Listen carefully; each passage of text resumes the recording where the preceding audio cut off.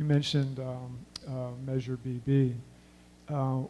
Yesterday I was speaking with one of the critics of BB, and he shared with me his concern about the drop in the number of police officers. And I guess my question is I'm assuming there's some kind of strategy around why council or the city didn't choose a specific number in the number of police officers for Measure BB, and if you could comment on that. When I helped author Measure Y almost 6 years ago, it was after Jerry Brown had tried to get 50 police officers, and that failed. And Nancy came much closer, tried to get money just for violence prevention programs, but that failed. And so it allowed us to, and you know, I think that was very important, that the combination later was more powerful of the programs together. But when we wrote it, we didn't, because some people say, oh, well, Oakland City Hall, you guys are just incompetent. We're in the middle of the worst recession since the Depression. And no, I didn't predict that that was going to happen and that the city would lose 20% of its funding, or that even this year alone that we'd lose $27 million in property taxes, because for the first time in history, property taxes have been reassessed down in the county. That is, a quarter of all the homes, every home that was sold in the last 5 years was reassessed downwards. And most government agencies were counting on at least steady, if not a slight increase, and instead I had $27 million less in property taxes, which was the bulk of what we had to cut this year. So when we wrote Measure Y, what we wanted to promise that for the future generations, because you never know how long you're going to be in office, that we weren't just taking the money for more police officers here and then cutting officers and then the people not getting increased total services. And so once we had to lay off officers, and let me go back to why we had to lay off officers. For the last 3 years, the city of Oakland has cut about $200 million out of its budget. So you guys feel that because you get a percentage of the city budget. And so this year, you got $1.5 million or so less in funding because our budget just shrunk. So you know, when people say, oh, the budget didn't shrink, you know the budget shrank because your budget shrank and we had less money to give out. So it's not that we made any cut to your program, but the way the measure that your Measure D is written that you're covered under is that you get a percentage of the city budget. So the city budget shrunk significantly.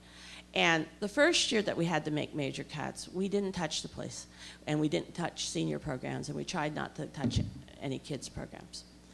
Last year, it was pretty bad too, and we had to ask everybody in the city to give back 10%.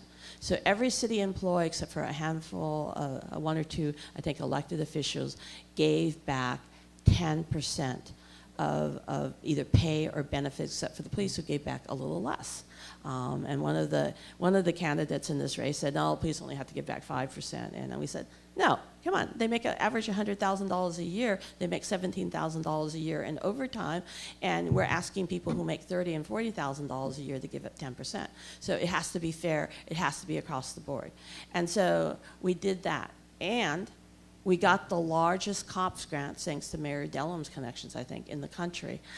We got $20 million for 3 years to help us from having to lay off cops. Well, this year, when we got hit by the property taxes, there was really no way to balance the budget because the police are now 48% of the budget. Firefighters are 26. And so, as a result, 74% of the budget's untouched. And that leaves 26% of the budget, of which 10% goes to paying back other debts like bonds that we've passed, et cetera, et cetera. So everything else, Parks and Rec, senior programs, the mayor, whatever, is a little like 15, 16% of the budget.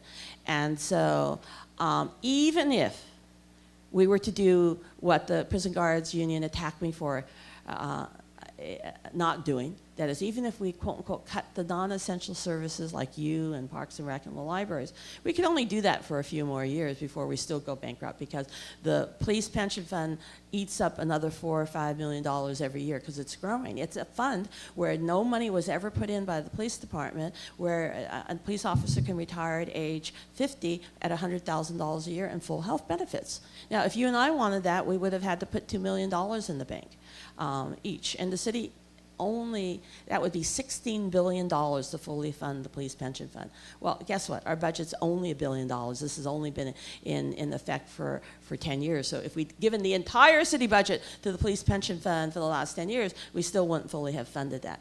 So that's why we have to have a major change in how we fund our police pension, or the city. We can't have more police, much less any other services, because it's just getting too and too expensive. The average cost of a cop now is about $250,000. So we had no choice but to say to the police department that they also had to give 15%. And that the easiest way for them to do that was to make some cuts and to have the police pay 9% of their pension. For the average police officer, that would have been $9,000 a year. The average police officer makes $17,000 in overtime alone. We thought that was not an unreasonable request when everybody else is making deep cuts and sacrificing for the sake of the city, and when they are 48% of the budget. But they decided, the union decided not even to take it to their members for a vote. And so I have to say, I was a little surprised. I didn't want to lay off 80 cops. But I also knew that I would be laying off many more cops if they don't start paying into their pension fund. And so that's where we're at. Once we laid off one officer, that triggered the Measure Y guarantee. The only reason that those of you who get Measure Y are operating today is we took some one-time monies because Walter Shorenstein sold City Center, and we had a little extra real estate tax to save your programs for 6 months, to give the voters of Oakland a chance to decide whether they would continue Measure BB. And if they vote it down, many of the Measure Y programs will be gone in January. Some of them will be saved by the new federal funds, and we'll have to reorganize that. But I pray that we don't, because I think we need the beat, and on top of that, we'll be laying off more police officers, because this Measure YY is $20 million, about half of it goes to police officers. And so if we don't have that funding continued, then we'll also be laying off more police officers. The critic's question, though, is why not set a number? Do you want me to answer that? And I think the reason is because, one, I have no idea if it's going to be a double-dip recession, and nobody can guarantee that. So if they can guarantee me no double-dip recession, maybe I could. And then second, we don't know whether the police officers are ever going to pay into their pension fund.